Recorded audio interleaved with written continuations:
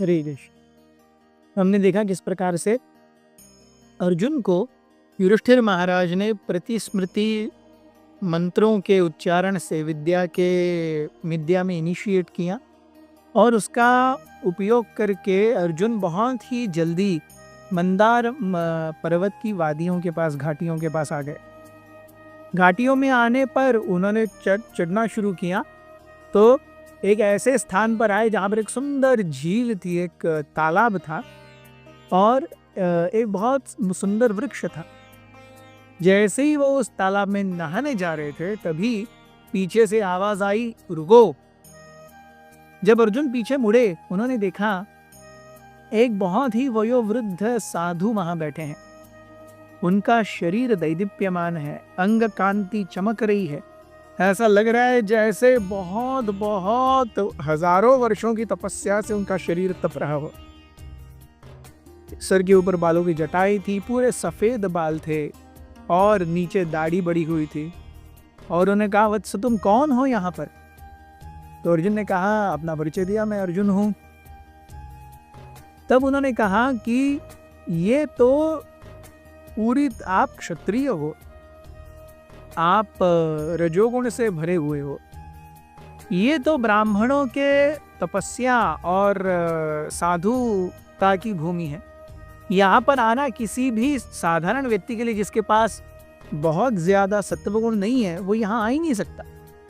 आप यहाँ आए हो इसका अर्थ ही है कि आपने बहुत तपस्या की है और आपको बहुत साधुओं का, ऋषियों का और भगवान का बल और उनकी कृपा प्राप्त है। लेकिन अब यहाँ पर आ गए हो तो ये जगह धनुष और बाण लेकर के हिंसा करने की नहीं है। ये साधु और ब्राह्मणों की भूमि है, यहाँ सत्वगुण अभिभूत है।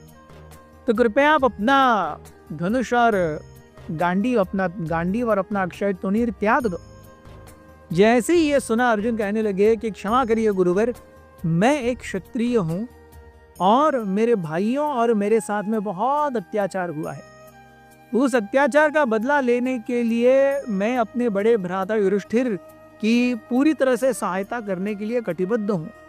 उनके आदेश पर ही मैं यहाँ पर आया हूँ और केवल यहाँ आया हूँ इसलिए मैं इस धनुष और बाण को छोड़ नहीं सकता।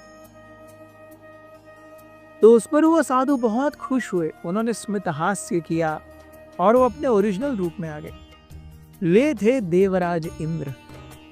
उन्होंने कहा, हे वत्स, तुम यहाँ पर आए हो, मैं तुम्हारा स्वागत करता हूँ। कहो तुम्हें क्या चाहिए, मैं तुम्हें वरदान दूंगा।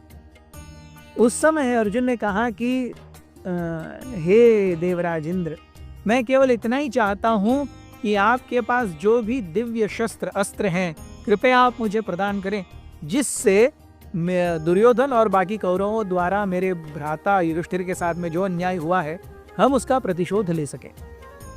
जैसे ही ये सुना इंद्र कहने लगे कि अरे मैं तो तुम्हें स्वर्ग का चिरंतन वास दे सकता हूँ, यहाँ पर आप अस्त्र शस्त्रों को लेकर के क्या करोगे? अर्जुन ने कहा, मुझे अभी भी वो दिन याद है जब कौरवों ने दुर्योधन की अध्यक्षता में हम सारे पांडवों पर अतोनात अन्याय किए।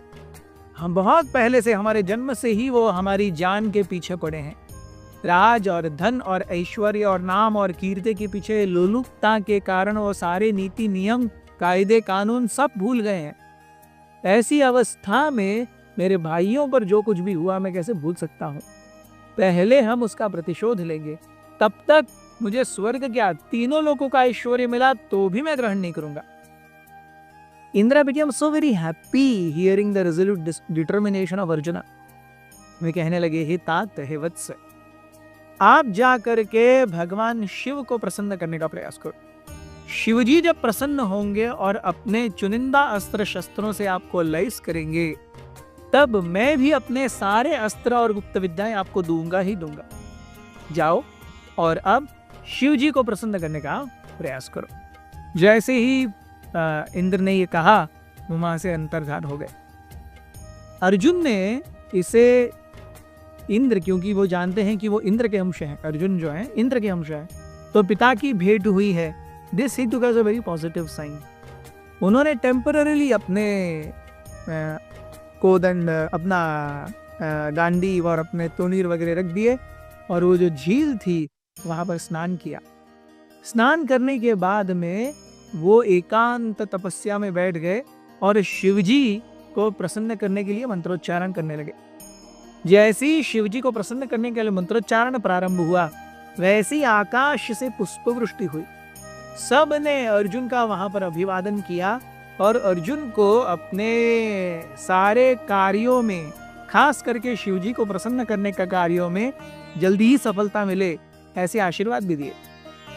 अर्जुन ने इसे भी एक बहुत ही अच्छी शुरुआत समझा। He took it as a blessing of demigods। Arjun ने बहुत ही घनघोर तपस्या शुरू की।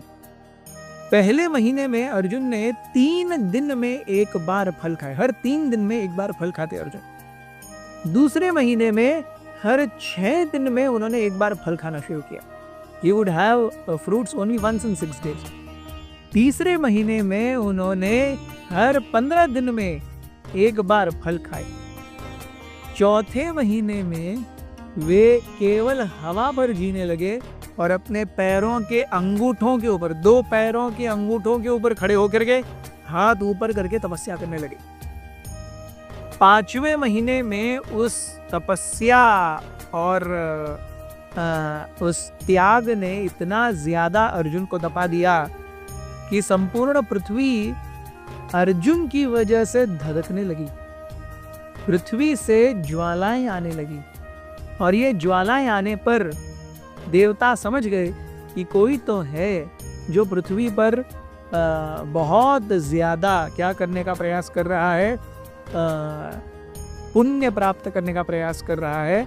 अपने मन को, इंद्रियों को और अपने शरीर को पूरी तरह से शुद्ध रखा हुआ है।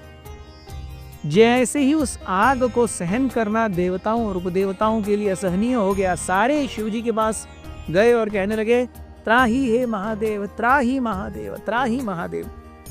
महादेव को उन्होंने जब पूरा वृत्तांत बताया, महादेव ने कहा, आप डरिए मत, मैं फाल्गुनी के पास अभी जाऊंगा। अर्जुन का एक नाम फाल्गुनी है। सो मैं फाल्गुनी के पास जाऊंगा और फाल्गुनी निश्चित रूप से किसी धन, ऐश्वर्य, संपत्ति या पद की लालसा के लिए बहुत ज्यादा कटिबद्ध नहीं है। मैं उनको जानता हूँ। मैं अभी जा कर के उनके ऊपर प्रसन्न होऊंगा और उनकी इच्छा पूरी करूंगा। भगवान शिव आए अर्जुन से मिलने। तब क्या हुआ कि हम देखेंगे कल। बने रहिए हमारे साथ। हरे अथ श्री महाभारत कथा।